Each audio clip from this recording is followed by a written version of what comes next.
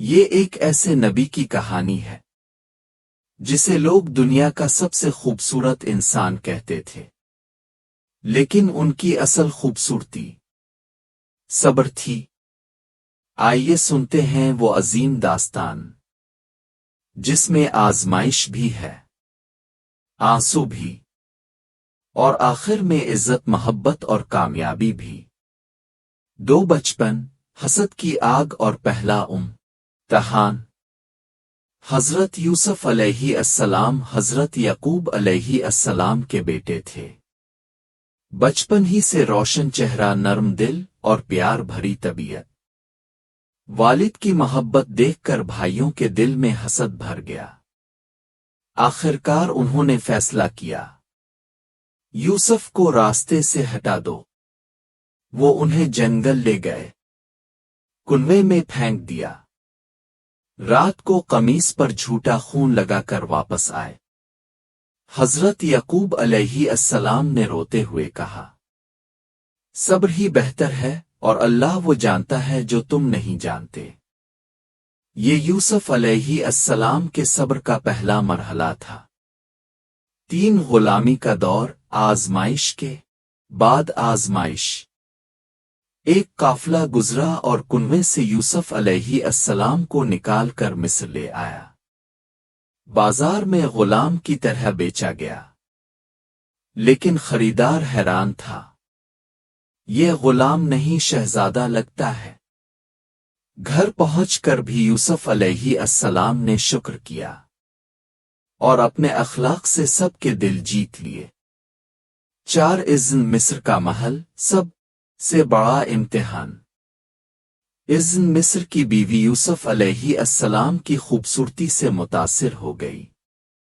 اس نے گمراہ کرنے کی کوشش کی، لیکن یوسف علیہ السلام نے فوراً پناہ مانگی۔ میں اللہ کی پناہ لیتا ہوں۔ یوسف علیہ السلام بھاگنے لگے۔ دروازہ کھلا، قصہ کھل گیا، لیکن پھر بھی الزام انہی پر آیا، اور فیصلہ ہوا یوسف کو قید کیا جائے۔ لیکن انہوں نے کہا، جیل مجھے گناہ سے بہتر ہے جس کی طرف یہ بلاتی ہے۔ یہ صبر کی عظیم چوٹی تھی۔ 5 جیل، اندھیرا مگر روشنی سے بھرپور۔ جیل میں بھی یوسف علیہ السلام کا اخلاق چمکتا رہا۔ قیدی ان کی صداقت اور علم سے متاثر ہوئے۔ وہاں انہوں نے اللہ کا پیغام پھیلایا۔ لوگ ان سے خوابوں کی تعبیر پوچھتے تھے۔ اور پھر ایک دن بادشاہ نے عجیب خواب دیکھا۔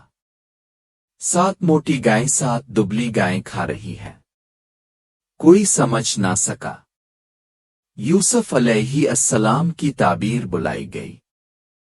انہوں نے بتایا، 7 سال خوشحالی، پھر 7 سال قحط آئے گا۔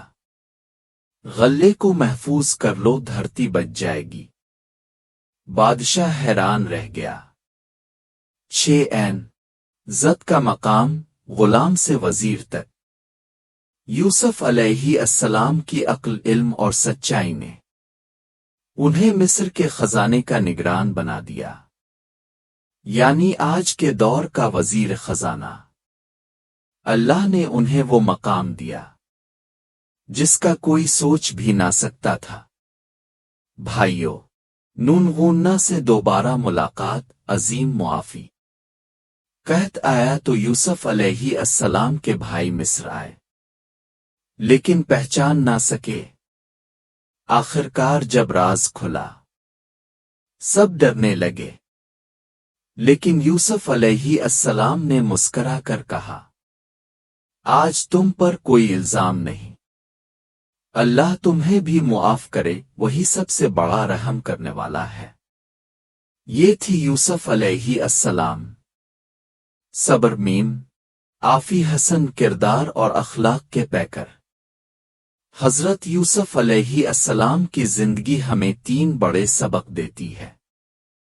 صبر کبھی رائے گا نہیں جاتا۔ مشکل جتنی بڑی ہو، انجام اتنا ہی خوبصورت ہوتا ہے۔ معافی کرنے والوں کو اللہ بلند کر دیتا ہے، اور یہی ہے صبر کا پھل میٹھا۔ امید ہے آپ کو یہ ایمان افروز کہانی پسند آئی ہوگی۔ اگر ویڈیو اچھی لگی ہو تو چینل کو لائک، سبسکرائب اور شیئر ضرور کریں۔ آپ کی ایک شیئر کسی کا دل بدل سکتی ہے۔